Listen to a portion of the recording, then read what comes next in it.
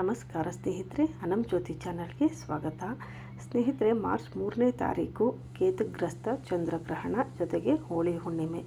ಈ ಗ್ರಹಣದ ದಿವಸ ಈ ಒಂದು ಗ್ರಹಣ ಏನಿದೆ ಇದು ಪೂರ್ವ ಫಾಲ್ಗುಣಿ ನಕ್ಷತ್ರದಲ್ಲಿ ಸಂಭವಿಸ್ತಾ ಇರೋದ್ರಿಂದ ಕೆಲವು ರಾಶಿಗಳಿಗೆ ಸಣ್ಣ ಪುಟ್ಟ ಅಶುಭ ಫಲಗಳು ಇದೆ ಅಂತ ಜ್ಯೋತಿಷಿಗಳು ಹೇಳ್ತಾ ಇರೋದ್ರಿಂದ ನೀವು ಈಗ ನಾನು ಹೇಳುವಂಥ ದಾನಗಳನ್ನು ಮಾಡೋದ್ರಿಂದ ಅದೆಲ್ಲವೂ ಕೂಡ ನಿವಾರಣೆ ಆಗುತ್ತೆ.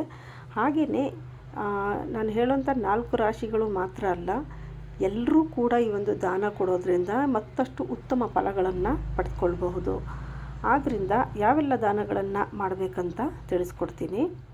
ಮೊದಲಿಗೆ ಈ ಒಂದು ಪೂರ್ವ ಫಾಲ್ಗುಣಿ ನಕ್ಷತ್ರದಲ್ಲಿ ಇದು ಸಂಭವಿಸ್ತಾ ಇರೋದ್ರಿಂದ ಸಿಂಹರಾಶಿ, ಕಟಕ ರಾಶಿ, ಮಕರ ಹಾಗೂ ಕುಂಭರಾಶಿ ಈ 4 ರಾಶಿಯವರು ತಪ್ಪದೆ ಈ ಒಂದು ದಾನಗಳನ್ನು ಮಾಡಬೇಕಾಗತ್ತೆ. ಅದೇನಂತ ಹೇಳಿದ್ರೆ ಅಕ್ಕಿ, ಹಾಗೆಯೇ ಬೂದು ಕುಂಬಳಕಾಯಿ, ಚಂದ್ರನಿಗೆ ಸಂಬಂಧಪಟ್ಟಿದ್ದು ಹಾಲು ಅಂತ ಹೇಳಿದ್ರೆ ಅದು ಚಂದ್ರನಿಗೆ ಸಂಬಂಧಪಟ್ಟಿರೋದ್ರಿಂದ ಹಾಲು, ಹಾಗೆ ಅಕ್ಕಿ, ತುಪ್ಪ, ಸಕ್ಕರೆ ಈ 3 ಕೂಡ ಸೇರಿಸಿ ಕೊಡೋದು ಕೂಡ ತುಂಬಾ ಒಳ್ಳೆಯದು. ಹಾಗೆಯೇ ಹುರುಳಿಕಾಳು ಮತ್ತು ಬೂದು ಕುಂಬಳಕಾಯಿ ಇದಿಷ್ಟರಲ್ಲಿ ನೀವು ಯಾವುದೇ ಒಂದು ದಾನಗಳನ್ನು ಕೊಡಬಹುದು.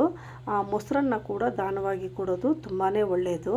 ಇನ್ನು ಇದನ್ನು ನಿಮ್ಮ ಮನೆ ಹತ್ತಿರ ಇರುವಂಥ ಯಾವುದಾದ್ರೂ ಶಿವನ ದೇವಸ್ಥಾನಕ್ಕೆ ತೆಗೆದುಕೊಂಡು ಹೋಗಿ ಕೊಟ್ಟರೆ ತುಂಬಾ ಒಳ್ಳೆಯದು. ಅದಿಲ್ಲ ಅಂತ ಹೇಳಿದ್ರೆ ನೀವು ದುರ್ಗಾದೇವಿಯ ದೇವಸ್ಥಾನ ಇತ್ತು ಅಂತ ಹೇಳಿದ್ರೆ ಅಲ್ಲಿ ಕೂಡ ದಾನವಾಗಿ ಕೊಡಬಹುದು. ಇನ್ನು ಈ ಒಂದು ದಾನಗಳನ್ನು ನೀವು ಈ 4 ರಾಶಿಗಳವರು ಮಾತ್ರನೇ ಅಲ್ಲ, ಎಲ್ಲರೂ ಕೂಡ ಪ್ರತಿಯೊಬ್ಬರೂ ಕೂಡ ನಿಮ್ಮ ಕೈಲಾದಷ್ಟು ಯಾವುದೇ ಒಂದು ದಾನವನ್ನು ಮಾಡೋದ್ರಿಂದ ಮತ್ತಷ್ಟು ಶುಭ ಫಲಗಳು ದೊರೆಯುತ್ತೆ. ಹಾಗೆಯೇ ನೀವು ಈ ವಸ್ತುಗಳನ್ನು ಕೊಡಬೇಕಾದ್ರೆ ಯಾವುದನ್ನು ಮನೆಯಿಂದ ಎತ್ಕೊಂಡೋಗಿ ಕೊಡೋ ಹಾಗಿಲ್ಲ. ನೀವು ದೇವಸ್ಥಾನಕ್ಕೆ ಅಂತ ಹೋಗ್ತಾ ದಾರಿನಲ್ಲೇ ಅಂಗಡಿಯಿಂದ ತೆಗೆದುಕೊಂಡು ಹೋಗಿ ನೇರವಾಗಿ ಕೊಡಬೇಕಾಗತ್ತೆ. ಇನ್ನು ನೀವು ಯಾವ ಸಮಯದಲ್ಲಿ ಈ ಒಂದು ದಾನಗಳನ್ನು ಮಾಡಬೇಕಂತ ಹೇಳಿದ್ರೆ ಗ್ರಹಣ ಮುಗಿದ ನಂತರ, ಅಂದರೆ 6:47 ಈ ಒಂದು ಚಂದ್ರಗ್ರಹಣ ಮುಕ್ತಾಯ ಆಗುತ್ತೆ.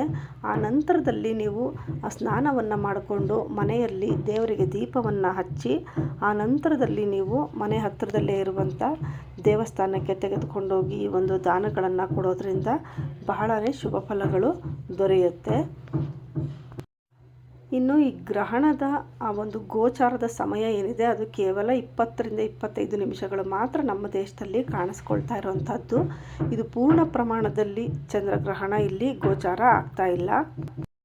6:20 ನಂತರದಿಂದ ಹಾಗೆ 6:45 ಮಾತ್ರ ಸ್ವಲ್ಪ ಸಮಯದಲ್ಲಿ ವ್ಯತ್ಯಾಸ ಕೆಲವೊಂದು ಭಾಗಗಳಲ್ಲಿ ಇರುತ್ತೆ. ಈ ಒಂದು ಸಮಯದಲ್ಲಿ ಮಾತ್ರ ಇಲ್ಲಿ ಗೋಚಾರ ಆಗ್ತಾ ಇರೋದ್ರಿಂದ ಪೂರ್ಣ ಪ್ರಮಾಣದಲ್ಲಿ ಯಾವುದೇ ರೀತಿ ಗ್ರಹಣ ಇಲ್ಲದೆ ಇರೋದ್ರಿಂದ ದೊಡ್ಡ ಮಟ್ಟದ ಅಶುಭ ಫಲಗಳು ತೊಂದರೆಗಳಾಗುವಂಥದ್ದು ಆ ರೀತಿ ಎಲ್ಲ ಆದಷ್ಟು ಏನೂ ನಡೀತಾ ಇಲ್ಲ.